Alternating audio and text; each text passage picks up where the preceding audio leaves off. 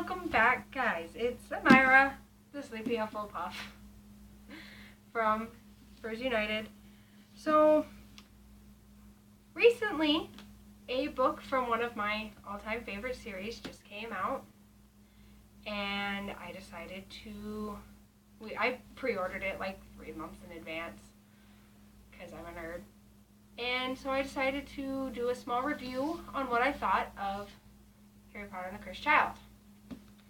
Now, there's a lot of things I've seen other people complain about or mention, and I'll cover some of those things that I can think of off the top of my head during this. But to me, it was a pretty good book. Some people complained about the formatting, but keep in mind, guys, this wasn't written to be a book. It was written to be a play. It was just put out in a book for those of us who will not have the luxury of getting to ever see it in production. That being said, there are some problems I found with it. For starters, right off the bat, in the very beginning of this book, within like the first few pages, they had a consistency error with the story. When they're covering King's Cross Station in the beginning, it is actually basically just them reiterating the epilogue of the 7th book. Where's Teddy?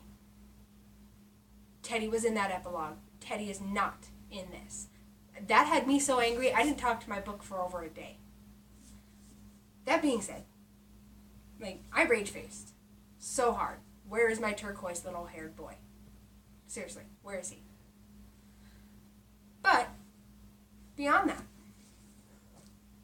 there are people who have complained about the personalities of the characters that we already know, Harry and the gang, and Draco. And here's the thing. We knew them when they were teenagers. You can't tell me 19 years down the road you're going to be the exact same person you were in high school. I can tell you I'm not, and it hasn't even been 19 years since I've been in high school. It's only been a few years, and I am not the same person I was back then. So, yeah, they've changed a lot. It's because life has taught them a lot of lessons. People complained that Ron seemed like he was really not all that involved, that he was just a side character used as filler. Well, a lot of this is happening in the ministry. A lot of this is happening at the school. Ron doesn't have a job that puts him in either of those places. So yeah, he's naturally going to be a little more out of the loop, especially since none of the incidents involve his child. He's not one of the main things. Hermione, despite the fact that it's not her child, is involved because she is the Minister of Magic.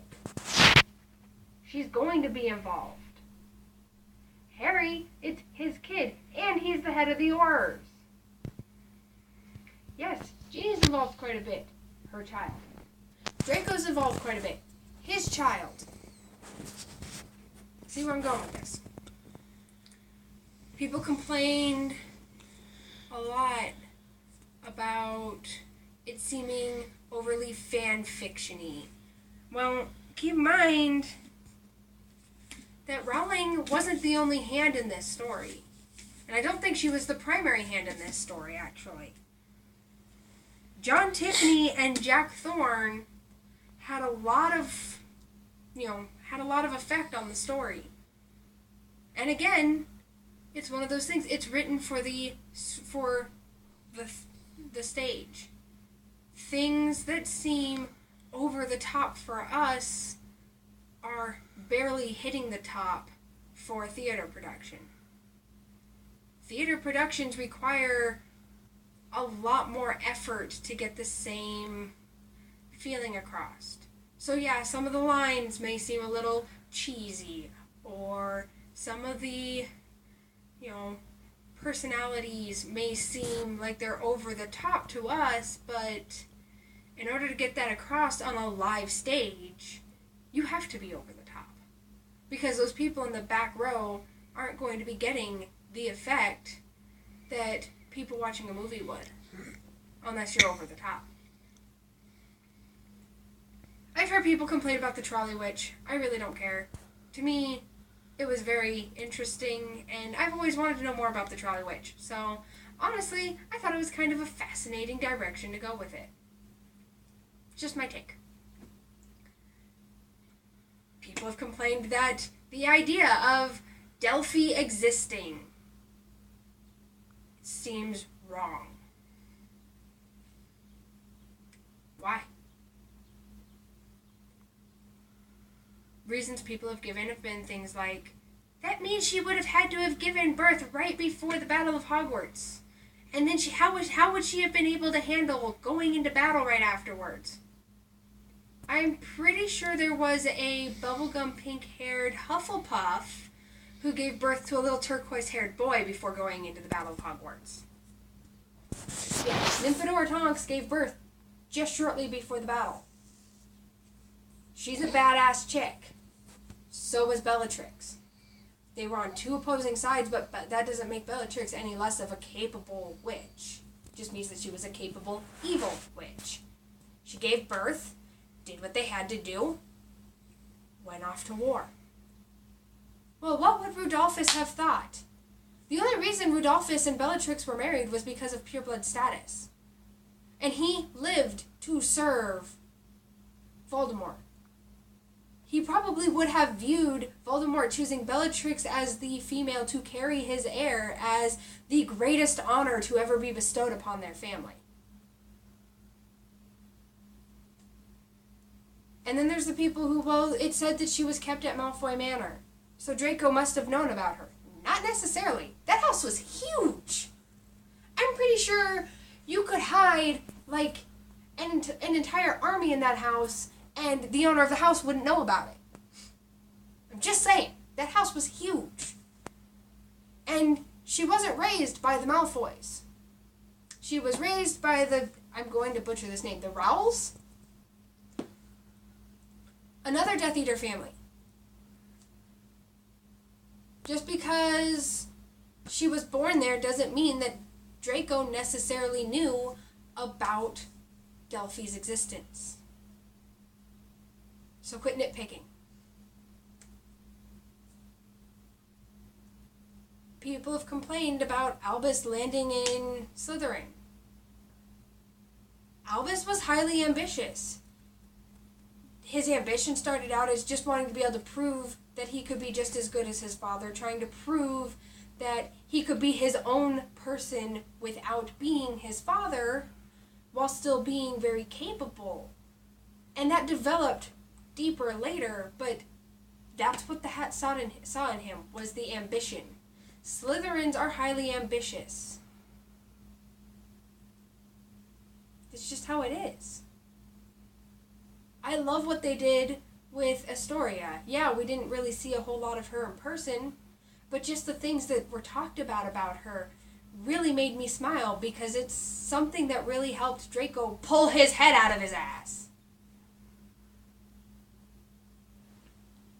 To me, this book was fantastic. No, it doesn't necessarily live up to the legend that is the other seven, but it's hard for anything to live up to the expectations of those seven. And especially live up to the expectations of fans who have been starved for attention for so long. Let's face it, guys, we as a fandom have kind of gotten out of hand. We're starting to turn every single scene in every single movie into a fucking GIF on Tumblr. We're getting a little out of hand. We're about as bad as the Sherlock fandom when it comes to that. No offense to the Sherlock fandom, I just started watching it, so... But, you know, they have so little, they pick every single little tiny scene apart. And we're starting to do the same because it's taken us so long to get any new attention. Shut up, Zephyr. I was just about to say, and same thing to the Supernatural fans. No, they don't have a GIF from every single scene. They just have a GIF for everything. But when you've got, like, a million fucking episodes, that's what's gonna happen. Again, not bashing, just started recently watching. But it is true. Like, Supernatural has a GIF for everything. Sherlock has a GIF from every scene. It's just how you guys do. But that's not the point here. We have gotten our expectations up so high that it's impossible to live up to them. And I think our fandom needs to take a step back and realize that chapter in the Queen's life is done. This and the movie that's coming out soon. God, I can't wait for November. The movie that's coming out soon are really the end of it. You can't expect her to dwell her entire life on this one series. You can't expect her to not branch out, guys. And I realize how much that sucks because we want to know more.